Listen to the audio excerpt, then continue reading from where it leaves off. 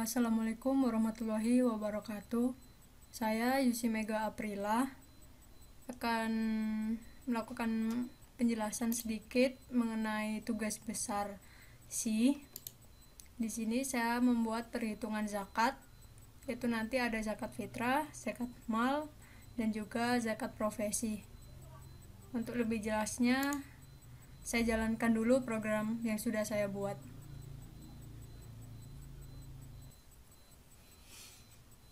Nah, di sini saya coba untuk masuk ke zakat fitrah dulu, pilih satu.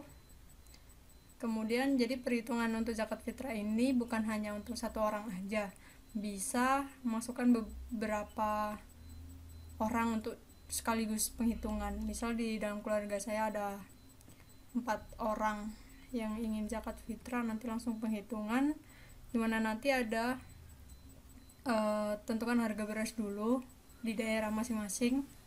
Kalau misalnya saya 10.000, baru nanti di sini ada penjelasan Anda harus membayar zakat fitrah sebanyak berapa. Kemudian jika ingin menghitung lagi, tekan Y, kemudian enter, pilih lagi untuk zakat mal misalnya. Nah, untuk perhitungan zakat mal di sini ada pilihan ya, dalam bidang peternakan, perniagaan, atau pertanian. Nah, coba dulu yang peternakan. Kemudian di sini ada nisab untuk wajib zakat mal, dimana ada kalau ternak ada hewan sapi, sejenis sapi ya, yaitu ada kerbau dan juga kuda, harus memiliki sebanyak 30 ekor. Kemudian juga ada kambing atau domba yang harus punya 40 ekor domba, baru dia bisa melakukan zakat mal. Kemudian ada juga unta, kemudian ada unggas juga. Kalau unggas bedanya dengan yang lain adalah dia terhitung skala usaha. Begitu. Saya pilih satu misalnya. Nah, di sini ada pernyataan apakah jumlah ternak sapi atau kerbau atau kuda Anda melebihi 30 ekor. Saya bilang iya. Berapa jumlah penghasilan dari hasil ternak selama setahun, misalnya 70 juta. Kemudian Anda wajib membayar zakat mal sebesar 1.750.000, seperti itu. Nanti saya jelaskan juga bagaimana ini bisa terjadi, ada rumusnya nanti. Kemudian saya mau menghitung lagi untuk zakat mal lagi. Untuk pertanian memang tadi peternakan maksud saya, semuanya itu seperti itu perhitungannya, berdasarkan nisabnya dulu baru dia dilakukan perhitungan. Kemudian di sini ada zakat perniagaan, berapa jumlah kekayaan Anda dalam setahun, maksudnya simpanan kekayaan yang emang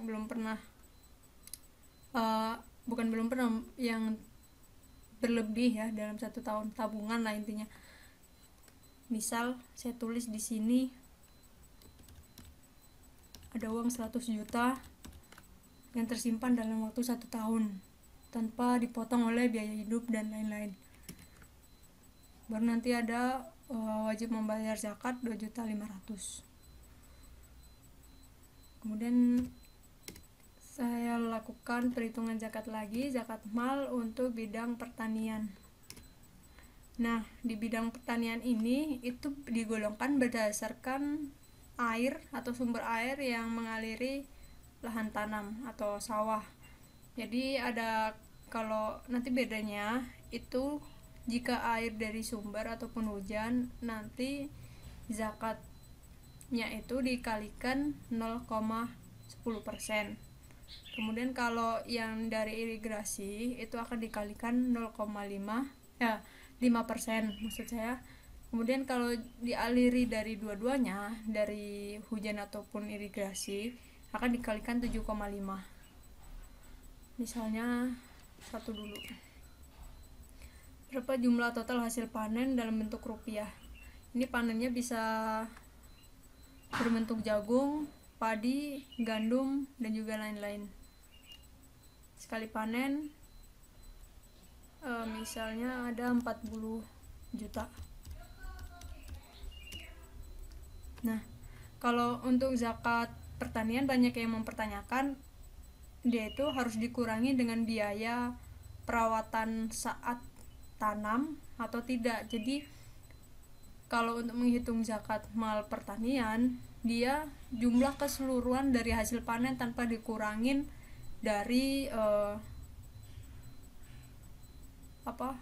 dari biaya penanaman, seperti itu. Kemudian di sini jika dikalikan 10%, baru dia terhitung. Di sini ada 4 juta. Dia jika hasil panennya 40 juta. Kemudian di sini ada zakat profesi, di mana gaji per bulannya berapa, misal 5 juta. Kemudian jumlah pengeluaran tiap bulan yang tetap, misalnya biaya makan dan juga kebutuhan lainnya, itu 2 juta.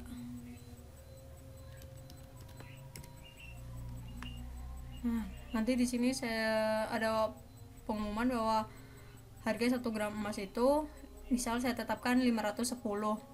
Kemudian jadi nisabnya untuk kekayaan memang ada nisab dari emasnya sendiri ya. Ada 85 gram.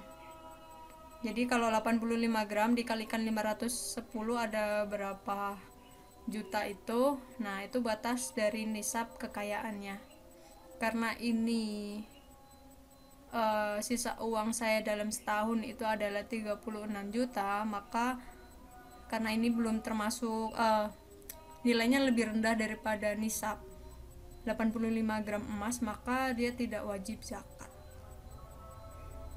Kemudian saya sudah ingin mengakhiri programnya, jadi saya klik end untuk selesai. Untuk programnya di sini saya gunakan Suitcase untuk masuk ke dalam pilihan menu-menunya.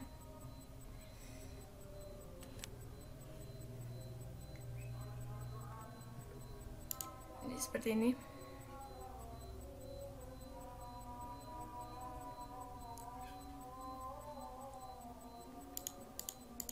Ini untuk perintah ya atau tidaknya. Baru di sini ada saya gunakan fungsi-fungsi untuk masuk ke dalam perhitungannya.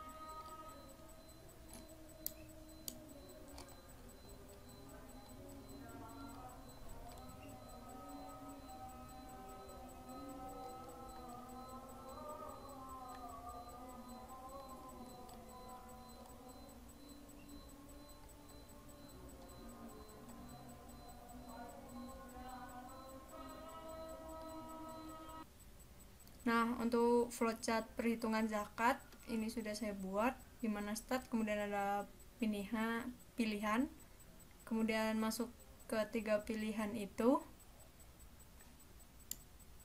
seperti ini. Nanti ada pilihan lagi masuk ke mana, ya atau tidaknya. Jadi alurnya seperti ini.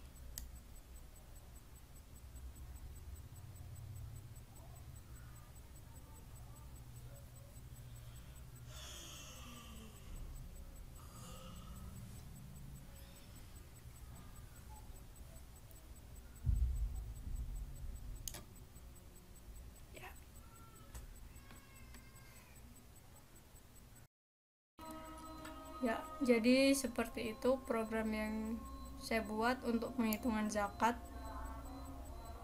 Kurang lebihnya saya mohon maaf. Saya akhiri. Assalamualaikum warahmatullahi wabarakatuh.